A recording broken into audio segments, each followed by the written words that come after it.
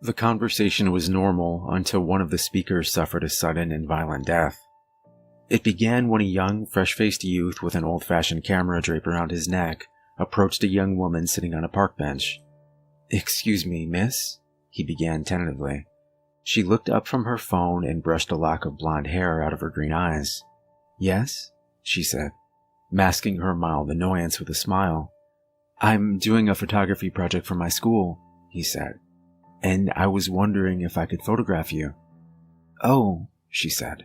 The request seemed to puzzle yet flatter her.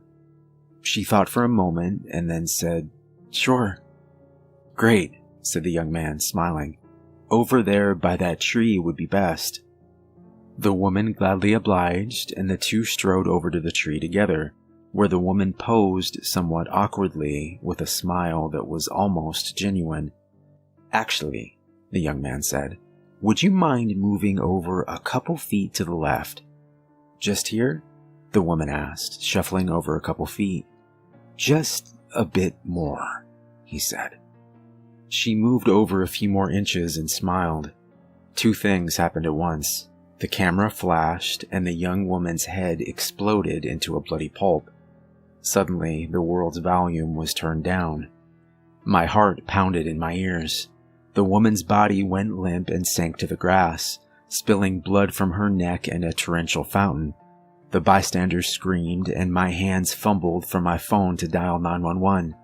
My hands were shaking badly, and I almost dropped the phone into the grass. After I dialed, I held the ringing phone to my ear and looked up. The young man was nowhere to be seen. I wondered where he had gone, but the thought was driven from my head as a 911 operator picked up. "911, said the woman's voice. "What is your emergency?" But I couldn't answer.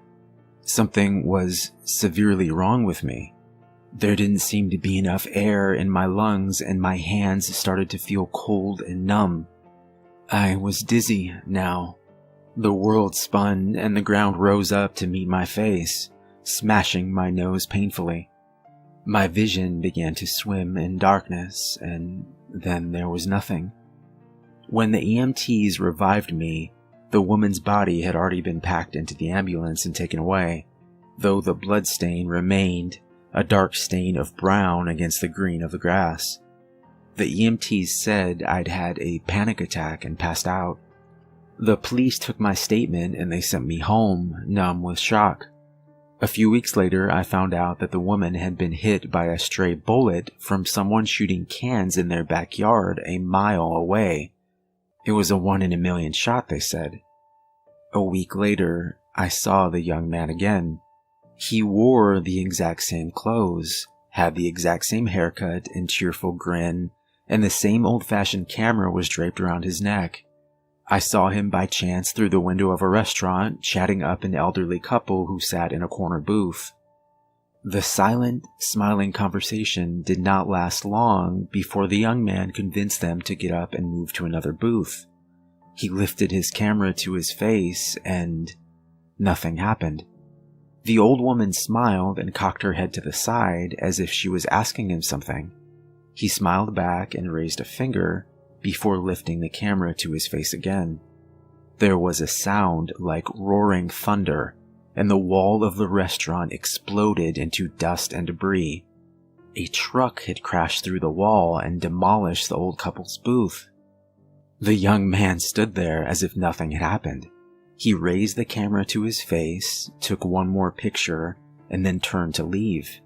He pushed the door to the restaurant open and walked out. He stopped and scanned the street. His gaze halted on me. The screaming and the chaos faded into silence as his preternaturally blue eyes bore into mine, turning my insides to ice. And then, in a moment, he was gone. It was as if he had vanished into thin air. I hoped after that to never see him again, but fate did not care much about my hopes. It never does. I was having dinner with my wife and 5-year-old daughter, Sarah, and the air was filled with laughter and the smell of my wife's baked pork chops and creamed mushrooms. Sarah was telling us a story about a strange man she'd met by the school who had offered to take her picture. She said he had a strange smile and a really old camera like she had never seen before. My heart sat up and began to beat against the inside of my chest. Trying to maintain the illusion of calm, I set my fork down gently on my plate, and I told her that if she ever saw that man again, she was to run, and that she absolutely, under no circumstances, was she allowed to let him take her picture. "But he did take my picture, Dad," said Sarah. "He wouldn't let me see it, but he said he'd come show me when it was ready in a week." "What?" I gasped. My voice was hoarse and small. My wife was looking between my Sarah and I with a look of concerned confusion. Sarah seemed to sense that something was wrong, and her chin began to quiver. "Nothing's wrong, honey," I said. "Everything is going to be okay." The lie struggled out of my throat, and the guilt of it seized my heart and squeezed it tight. Sarah's eyes were watery, but she continued what she was saying. "He said something else too, Dad," she said uncertainly. "He said it was very important." "Yes?" "He said he wouldn't develop my picture if you let him take yours.